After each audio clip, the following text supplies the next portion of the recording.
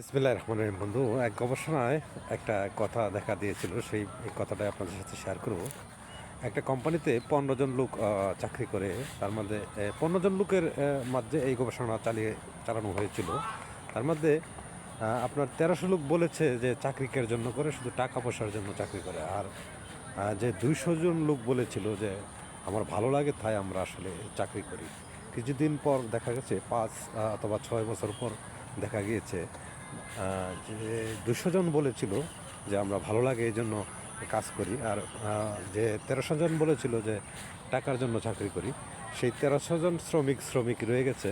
আর যে 200 জন বলেছিল যে আমরা আসলে ভালো লাগে তাই চাকরি করি, সেই 200 জন কিন্তু আসলে এক একটা কোম্পানির মালিক হয়েছে, এমডি সিও হয়ে গেছে এবং তাদের অনেক পয়সা করি হয়েছে। তাই আমরা যারা যারা কাজ করি ভালোবাসা দিয়ে যেন কাজ করি, ভবিষ্যতে ভালোবাসা দিয়েই থাকতে চাই। ধন্যবাদ।